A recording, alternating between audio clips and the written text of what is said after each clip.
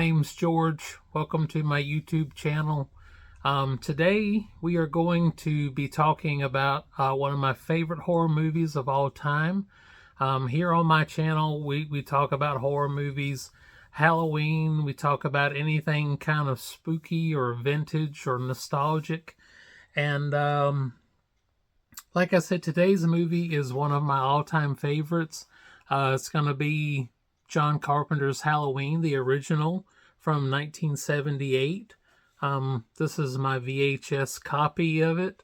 I love the little holographic cover to it. I believe I found this one at a convention that I was walking around, and I happened to see it, and I was like, gotta get that. Gotta get that. They saw me coming. So, I remember watching this as a kid.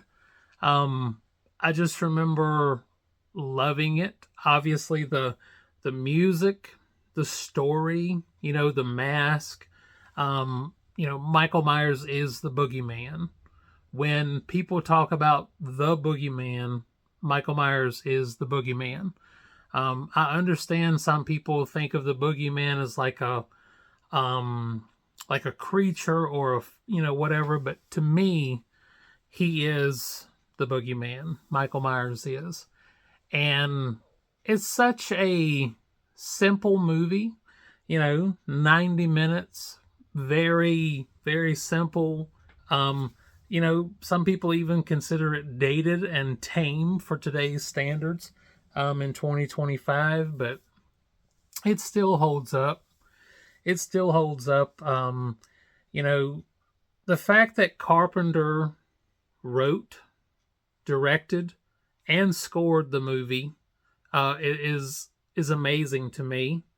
And his score for this movie is so good.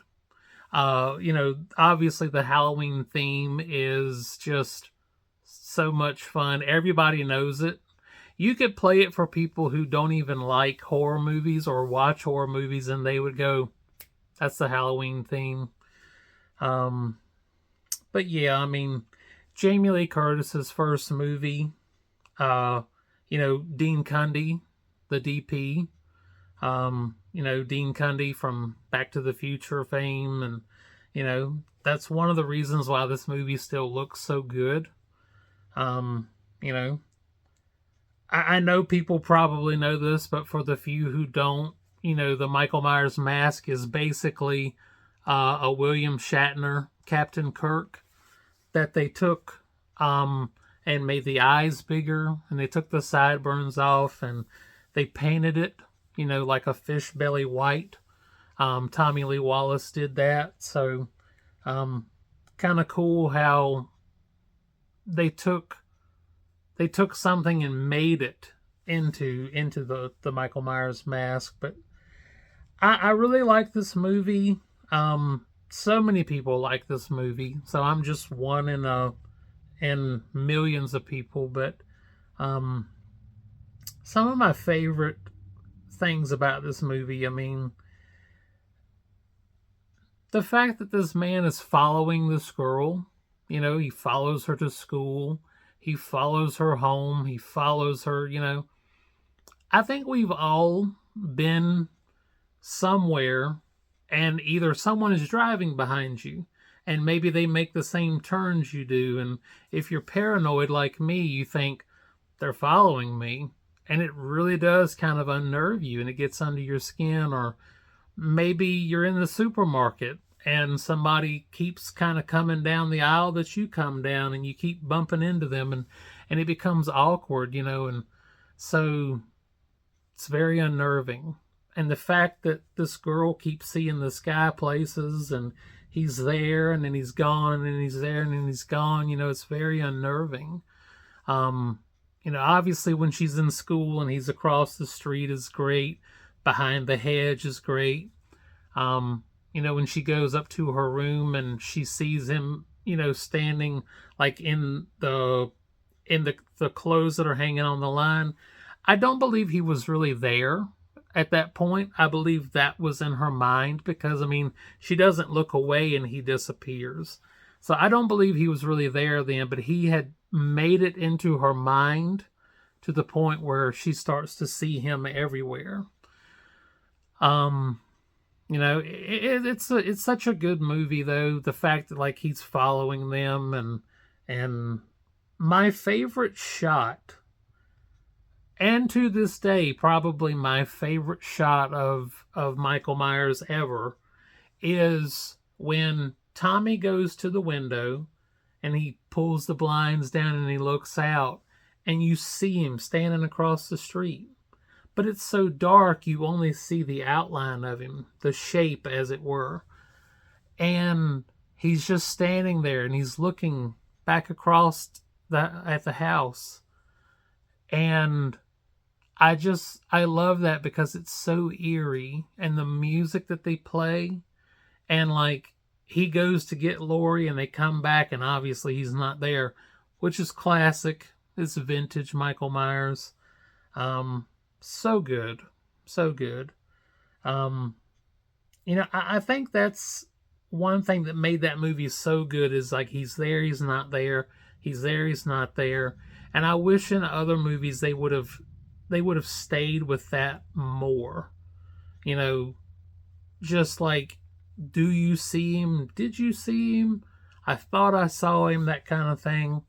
Like when Annie goes out to the laundry room and you can see him like in the back, and the only time you like is he's like moving his head and stuff, and it's very subtle, and then when things finally get like to that point where like we're gonna have our showdown between Laurie Strode and Michael Myers, it's so good when she goes over to, I'm guessing it's the Wallace house, but she goes over there and she sees like whatever he's done, the carnage that he's left. She discovers Annie and Bob and Linda, and she's in hysterics, and she walks out into the hall and we just see him start to materialize out of the darkness. It's such a good, like, oh no, because like if you watch YouTube reactions, that's such a fun moment to watch people react to. You just see them kind of start to make him out and they're like, oh no. And Laurie's in danger at that point. The chase is so good, man. The chase is so good. And when he's walking across the street, and she's the keys, she's banging on the door, and oh man, it's so good. And of course, when they fight in the closet and he sets up, the setup is so good. And the fact that it's like out of focus, because they're focused on Laurie and you just see him in the background, and when he turns his head, oh man. And it's so perfect because like when he turns his head, then they hit the music and it's just like, oh man. And Loomis, I haven't even talked about Loomis. Loomis comes in at the 11th hour and, he shoots him and he falls off the balcony and everything. And, it's so good, man. It is so good. And then, he falls off the balcony, but he's not there when he looks. So good, dude. And I know I haven't talked a lot about Loomis, but you got to give it up. You got to give it up for Dr. Loomis. Dr. Loomis, to me, I mean, he kind of holds these movies together.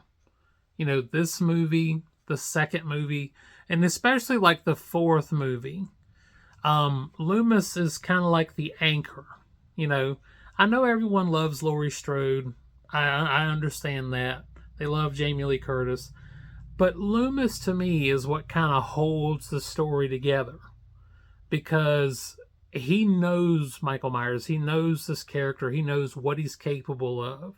And he tells everybody, he's like, you have no idea what you're dealing with. And of course, people don't believe him, obviously. That's just, that's a movie. But this guy holds these movies together. He is the anchor. he's like who we go to, like, tell me what we're dealing with here, and he does. And he has one of the best monologues in this movie, similar to kind of like Quint in Jaws when he's talking about, a shark's got lifeless eyes like a doll's eyes. Loomis is like he's got the blackest eyes, the devil's eyes. And so I don't want to repeat myself. I don't want to sound like a broken record, but definitely one of my favorites. And before I end the video, just want to say shout out to Nick Castle, best Michael Myers ever, favorite Michael Myers. Such a good performance, a subtle performance. Does the simple things so well, and I was able to meet him at a convention, which was really cool. Very nice guy. So, yeah, I just wanted to hop on here for a little bit and talk about one of my favorite movies of all time. And I hope you guys enjoyed the video. If you haven't seen Halloween, go watch it. You can find it, I'm sure, just about anywhere on the internet. And I hope that you enjoyed the video, and I hope you'll come back and watch some more. If you like the video, please like it, comment, subscribe, and I will see you in the next one. Have a good day.